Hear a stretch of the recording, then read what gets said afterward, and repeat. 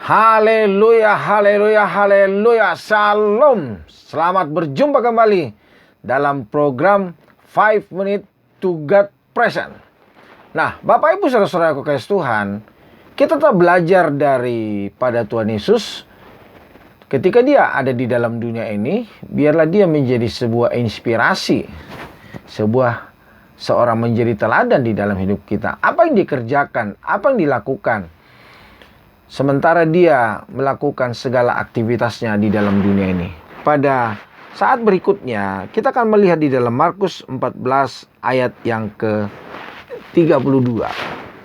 Markus 14 ayat 32 dikatakan, "Lalu sampailah Yesus dan murid-muridnya ke suatu tempat yang bernama Getsemane. Kata Yesus kepada murid-muridnya, 'Duduklah di sini sementara aku berdoa.'" Jadi Bapak Ibu Saudara, kita tahu Tuhan Yesus di Taman Getsemane ngapain? Dia berdoa. Apa yang akan terjadi setelah dia berdoa di Taman Getsemane? Jadi Tuhan Yesus kita tahu ketika ada di Taman Getsemane berdoa, saatnya dia akan ditangkap, saatnya dia akan dibunuh, saatnya dia akan dihakimi, saatnya dia orang-orang akan berlaku curang terhadap dia. Namun Bapak Ibu Saudara, dari sini kita perlu belajar.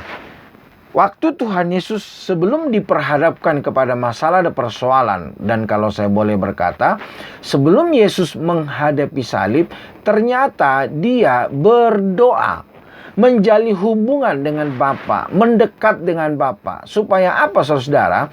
Ketika dia menghadapi masalah persoalan, tantangan di dalam hidupnya, selama dia masih ada di dalam dunia ini, kita dapat melihat dia punya kekuatan.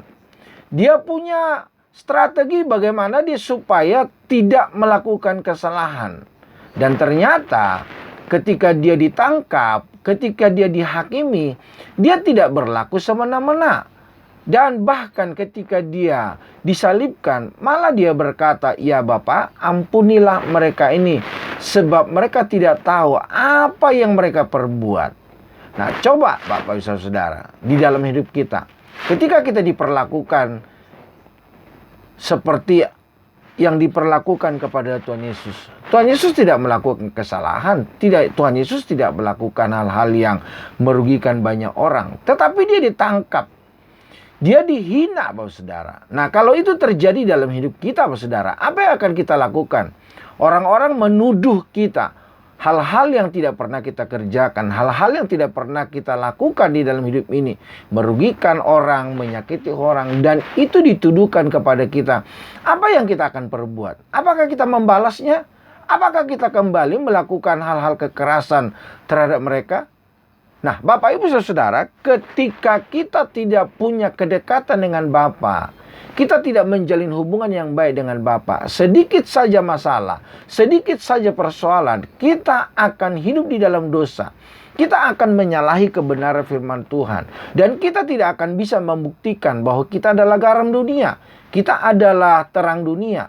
Itulah sebabnya Bapak Ibu Saudara, pada kesempatan hari ini, mari kita belajar daripada Tuhan Yesus. Sebelum kita menghadapi salib, sebelum kita menghadapi persoalan, sebelum kita menghadapi tantangan, mari kita berdoa. Supaya apa? Supaya kita kuat. Dan supaya kita ketika kita menghadapi salib, kita punya strategi. Tuhan memberikan hikmat, Tuhan memberikan kemampuan, Tuhan memberikan kekuatan, Tuhan memberikan penyertaan bagi kita. Nah, ketika kita menghadapi salib itu, ketika kita menghadapi persoalan itu, kita tidak bersungut-sungut, Bapak Saudara. Kita tetap mengucap syukur karena apa? Tuhan yang memberikan penghiburan, Tuhan yang memberikan kekuatan. Tetapi ada banyak orang Kristen, ada banyak orang mengaku ke gereja, sudah dibaptis, bahkan sudah melayani. Mereka tidak memberikan waktu untuk berdoa kepada Tuhan. Itulah sebabnya ketika mereka menghadapi masalah persoalan, mereka bersungut-sungut. Mereka mengingkari janjinya kepada Tuhan.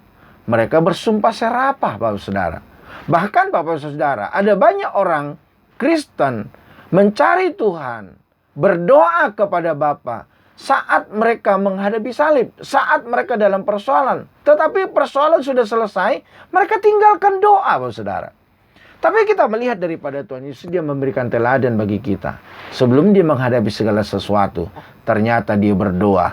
datang meminta kekuatan daripada Bapa. Kiranya hari ini saudara, apapun yang kita diperhadapkan bagi kita, mari kita berdoa sebelum kita menghadapi segala persoalan.